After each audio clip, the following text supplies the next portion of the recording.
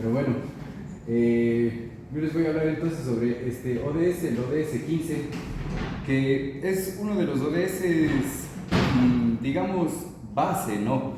Del resto de los ODS. Nosotros, si pensamos en una pirámide que jerarquice en importancia para darle sostenibilidad a la sociedad, al mundo, pues nosotros tenemos que esta pirámide va a jerarquizar siempre la biosfera, sobre todo, ¿no es cierto? Porque si dañamos la vida en la Tierra, pues nada más va a poder ser productivo, no vamos a tener economía y seguramente no vamos a tener bienestar social o económico. Entonces, básicamente, tenemos 4 objetivos bien amplios que sostienen un poco todo el resto de objetivos. Si no cumplimos con estos 4 principales, es muy difícil que alcancemos los otros estratos de la pirámide, ¿no es cierto? Entonces, es básicamente uno de los principales. A nosotros, por ejemplo, aquí en los Andes estamos bastante lejos del mar. Entonces, estamos un poco aislados de algunos ODS que consideran, ¿no es cierto?, la vida en ecosistemas marinos. En Cuenca, por ejemplo, tenemos 4 ríos y todo un sistema de lagunas y etcétera que nos rodea a nuestra ciudad. Entonces, sí tenemos algo que ver también con el objetivo 6, que es parte de la biosfera, que es el agua dulce, ¿no es cierto?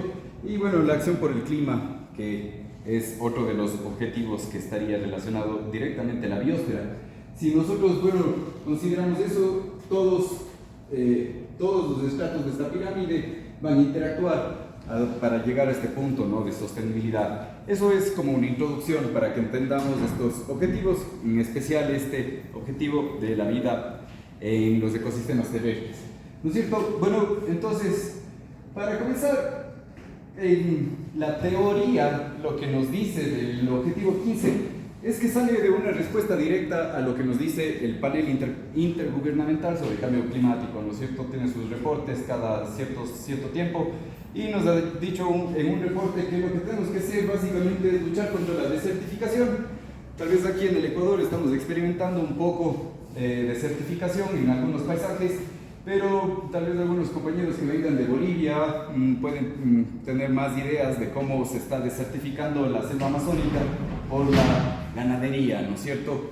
Entonces, eso puede darnos una idea de por qué es importante luchar contra la desertificación, porque conlleva conservación, conlleva, en general, respetar un poco la vida, ¿no es cierto? Y eso, al mismo tiempo, lo que va a hacer es prevenir la degradación de estos ecosistemas. Pero los ecosistemas en general se están degradando, y es que nuestra especie es una especie cosmopolita, está en todo el mundo, y lamentablemente nuestro actual estilo de vida, sea cual sea, implica un poco de huella de carbono, dirían, o simplemente degradar o erosionar un poco algún ecosistema, ¿no es cierto? Aquí a veces no consideramos esto, pero nuestra vida diaria moderna demanda mucha minería, mucha tala de bosques, mucha extracción de recursos de mar, etcétera, ¿no es cierto?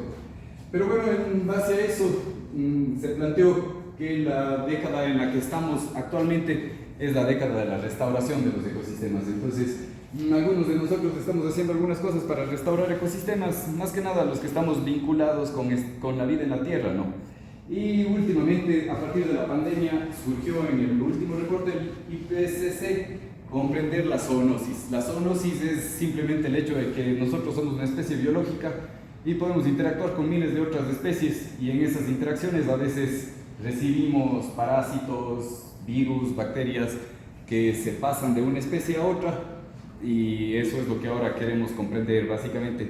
¿Por qué? Porque si bien el coronavirus afectó a nuestra especie, ¿no es cierto?, al ser humano, pero imaginémonos qué pasaría si aparece algo que va a afectar a los gatos, a los felinos.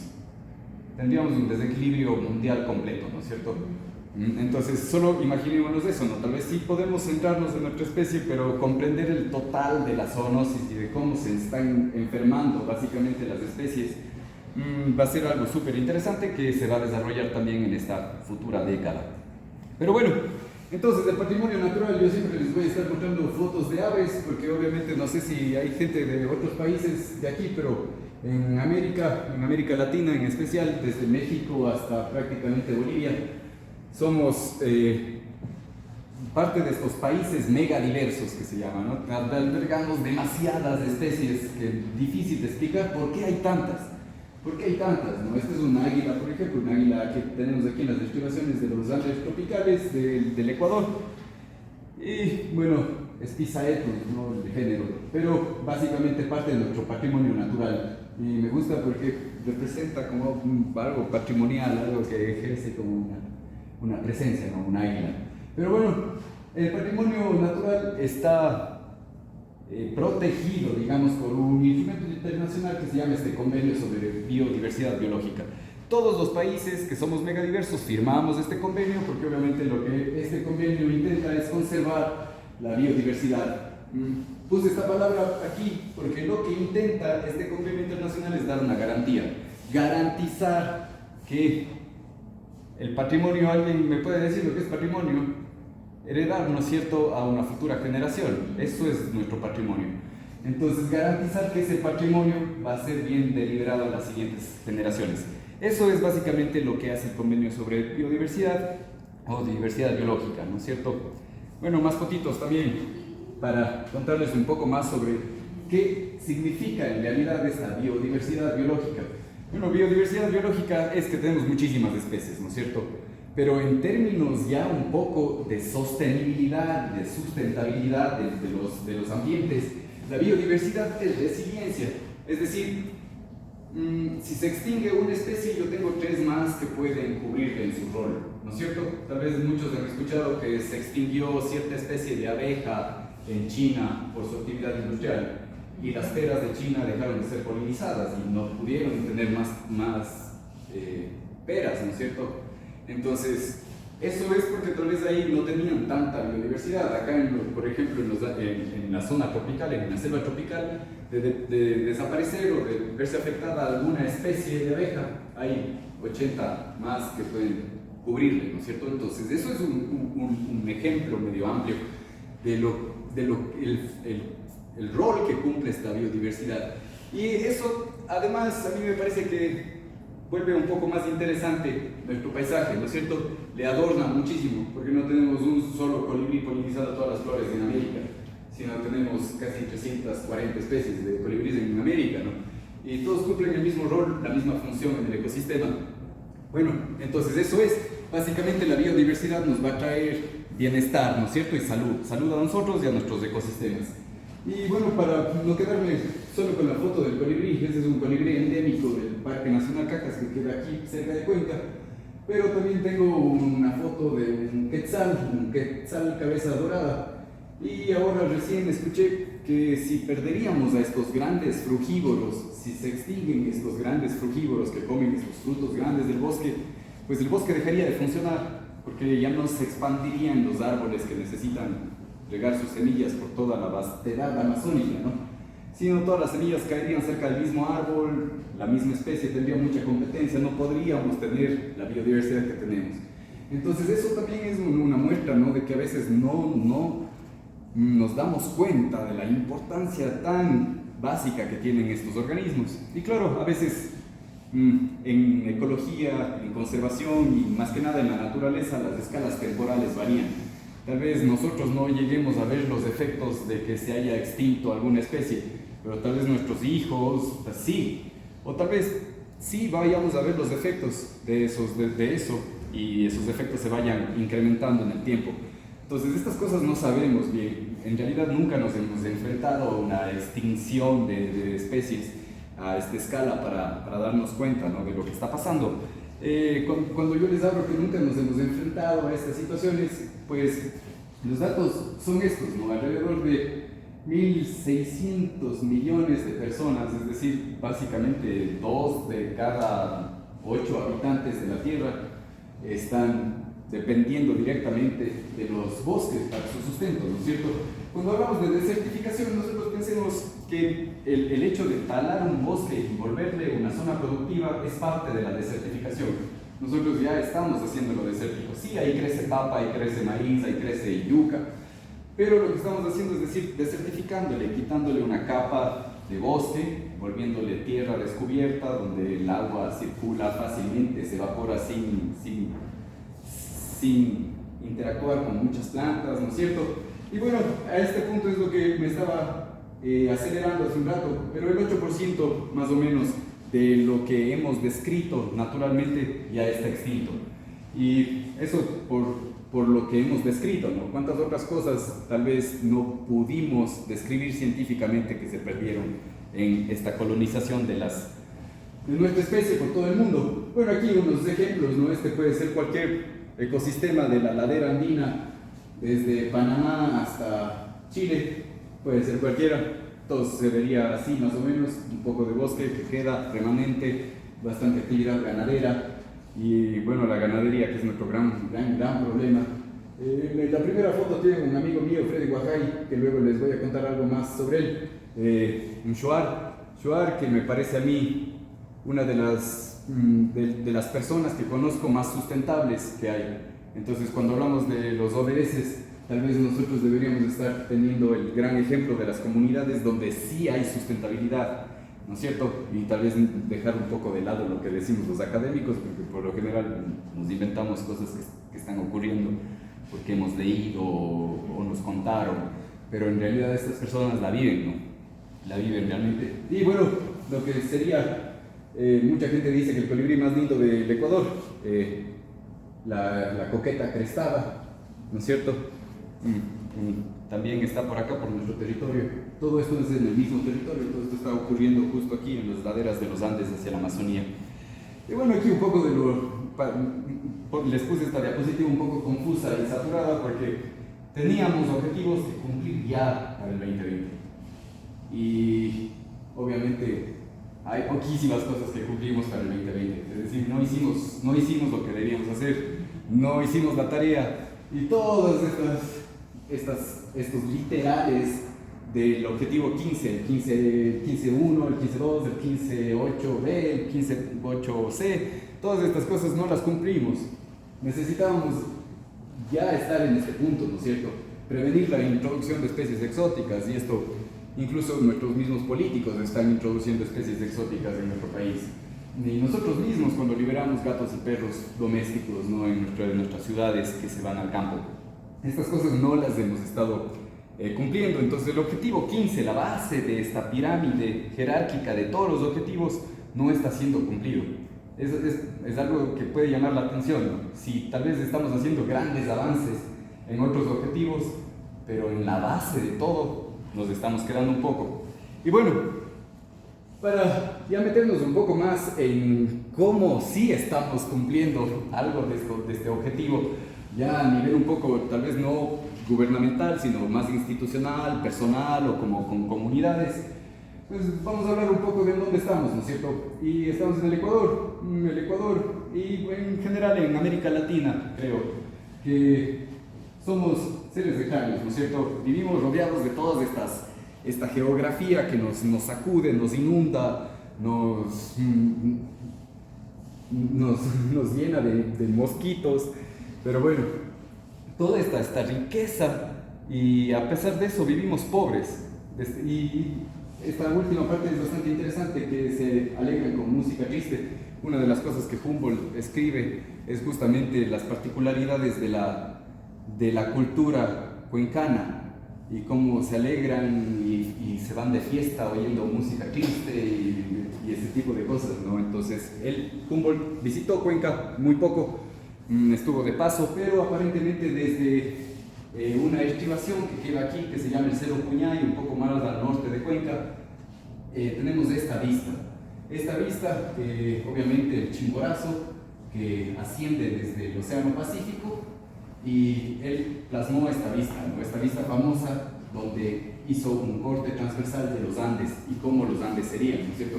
Nosotros tenemos la costa, los Andes y la estribación con la Amazonía del otro lado, un valle interandino. Él se encargó de dibujar esto y lo hizo aparentemente desde este cerro, de donde tenemos esta vista exacta, ¿no? Pero bueno, sí, tenemos toda esta riqueza biológica de las que les he contado y que la venimos conociendo por 200 años, ¿no es cierto? Pero bueno, ¿qué es lo que está pasando en el Ecuador?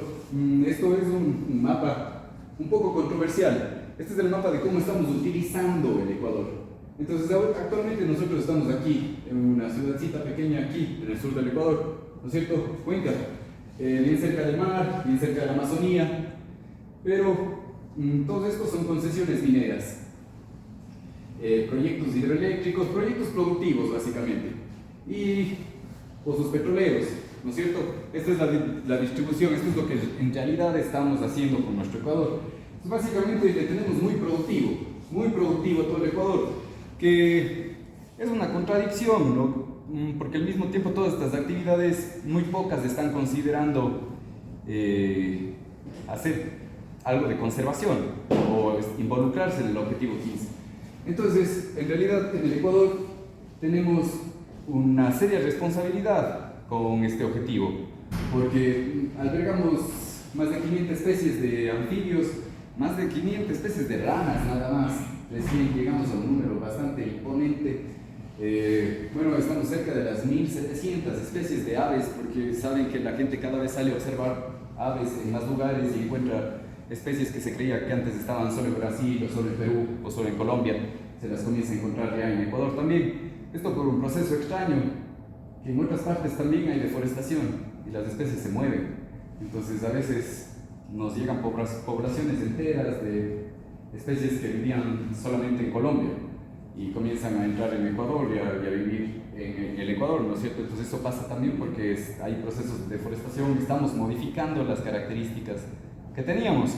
Pero bueno, no basta solo con todo esta biodiversidad que tenemos, ¿no? Y que nos hace ser los grandes responsables de este objetivo 15, sino hay que tener en cuenta que la biodiversidad también es, o la vida en la tierra también es nuestra cultura, ¿no es cierto?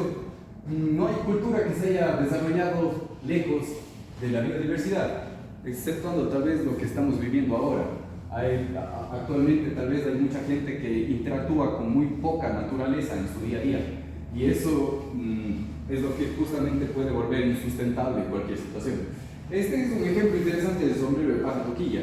Ustedes conocen el sombrero de paja toquilla. Yo les puse ahí una palabra que dice Not Panama Hat, porque creo que ya estamos en una época en la que podemos popularizar esto de que se llama sombrero de paja toquilla y que es producto ecuatoriano y patrimonio ecuatoriano, y no Panama Hat, porque que conlleve una palabra el patrimonio de un país, conlleve el nombre de otro país, me parece como un poco flojo, ¿no? Un poco mediocre tal vez de las personas que han trabajado en estos temas, porque justamente este es algo que también se ha ido perdiendo. Ya no usamos el día a día el Panama Hat. Si no usamos el día a día Panama Hat, se pierde el patrimonio.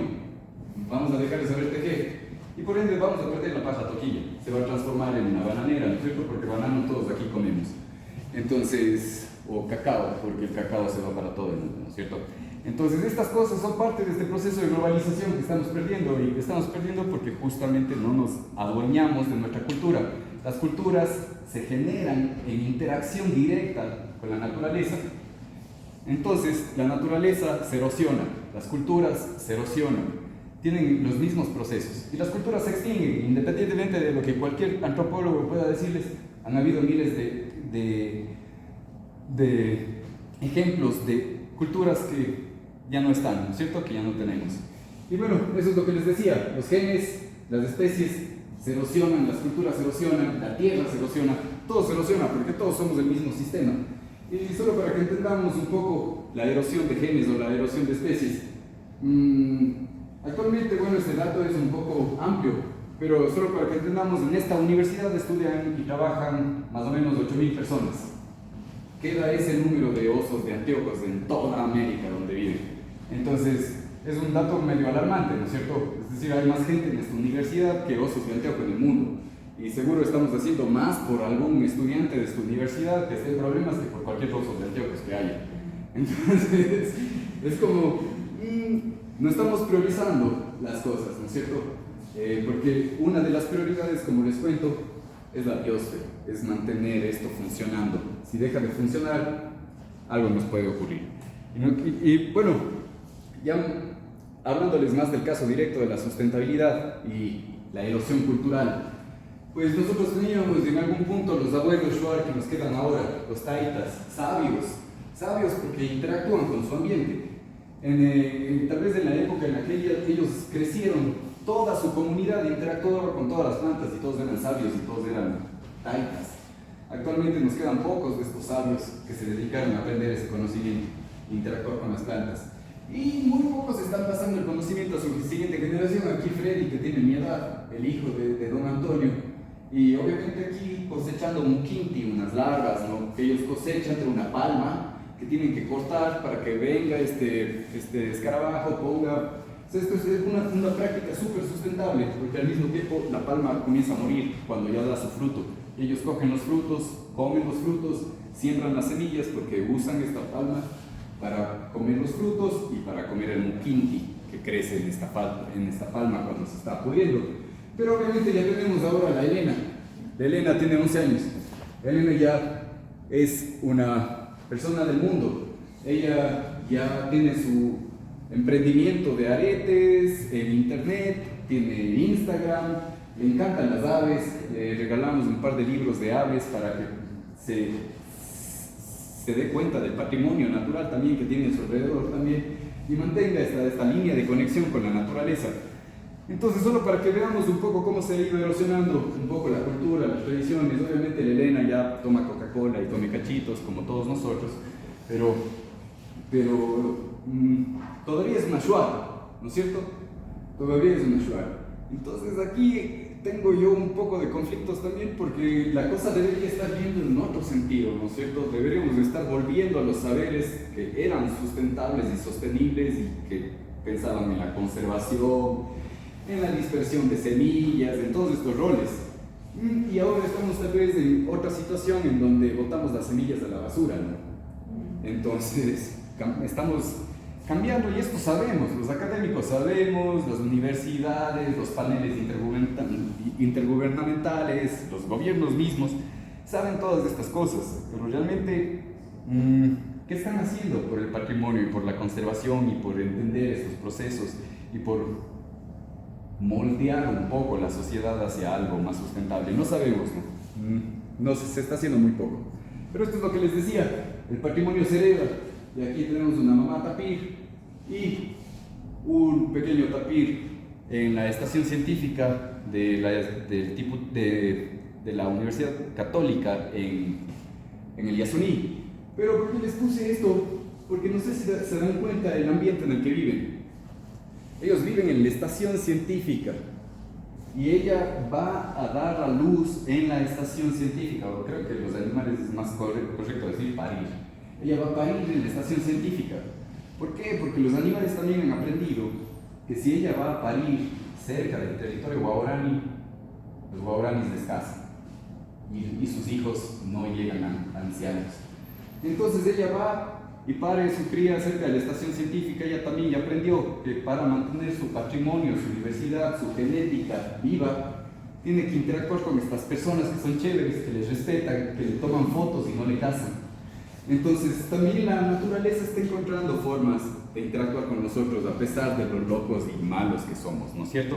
Pero por suerte hay gente que también está involucrada, los estudiantes de la Universidad de La Soya. Aquí una foto, sembramos casi 2000 plantas en el zoológico Amaru en un terreno muy degradado que queda en la salida de Cuenca.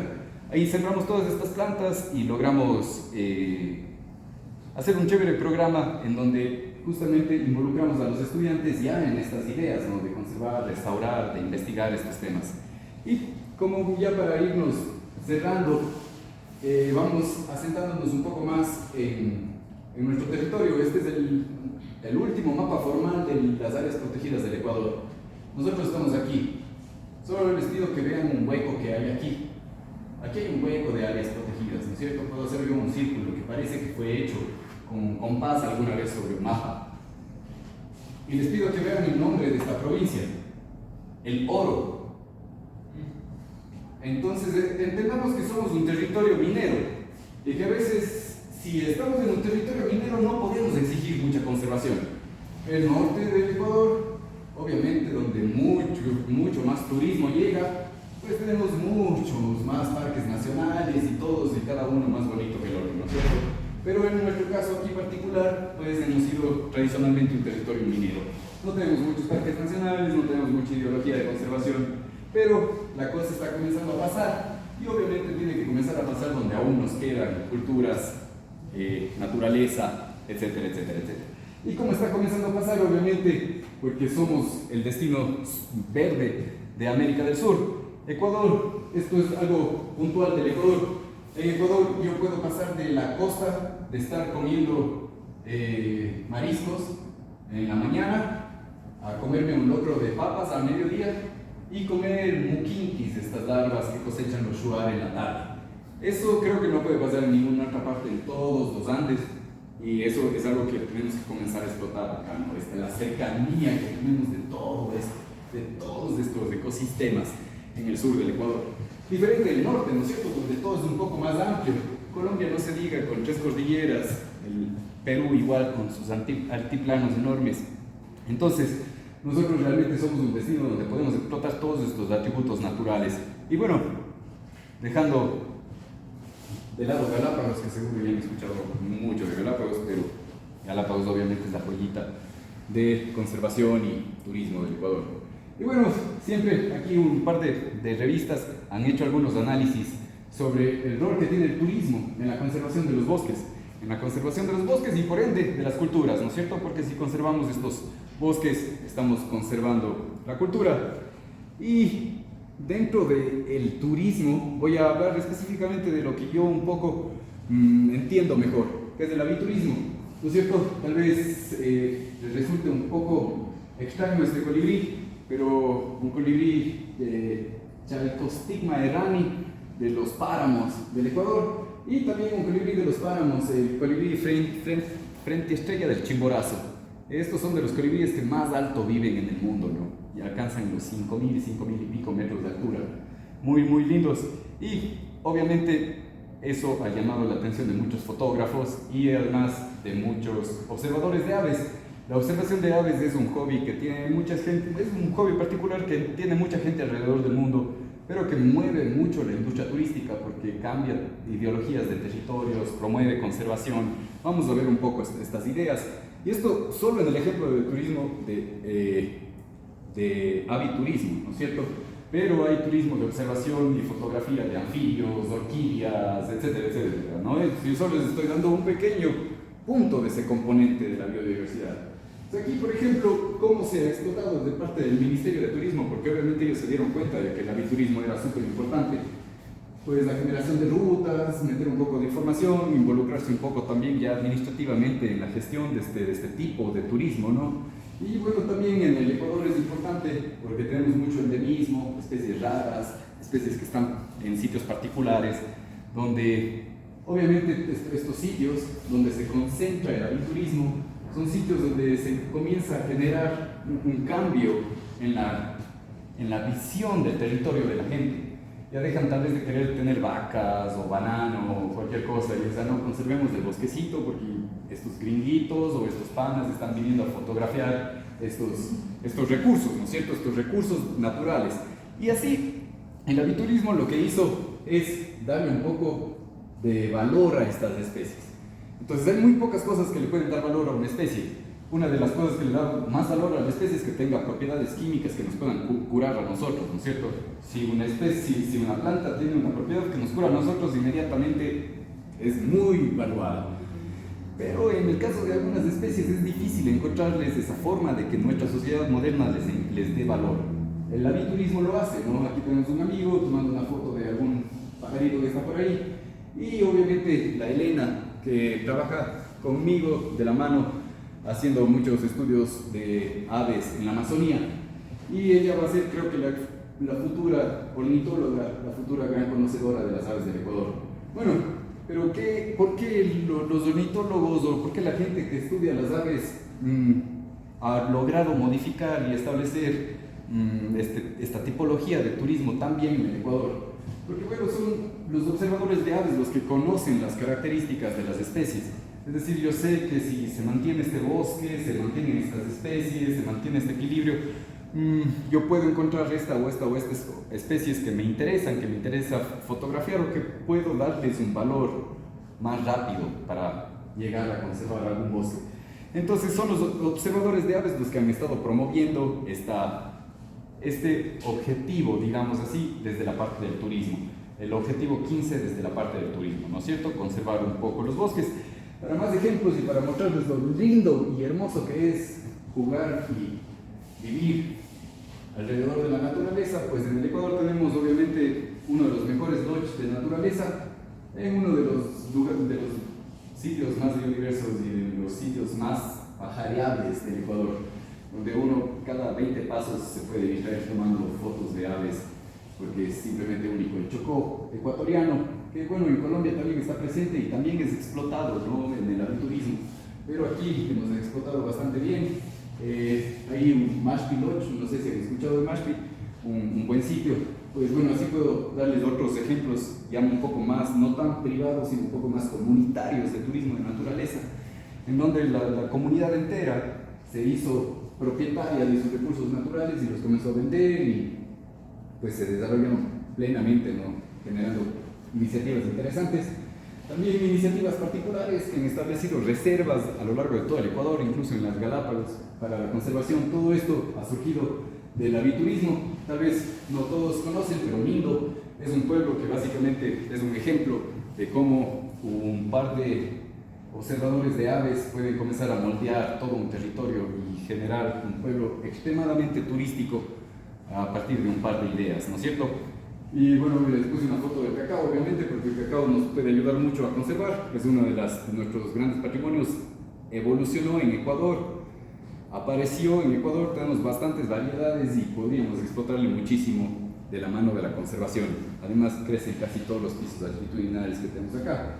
Y bueno, hay gente que está también enfocada en este tipo de producciones y en este tipo de trabajos que van a darnos sellos de calidad o garantías para la venta y promoción de nuestros productos. Eso es algo que les puedo contar y les dejo con esta frase: nuestro estilo de vida demanda mucho del ambiente. El turismo de naturaleza balancea un poco esa ecuación. Entonces, si tienen chance de viajar, visitar alguna de estas iniciativas de turismo de naturaleza, genial, háganlo. Gracias. Bien, bueno, primero muchas gracias, profe.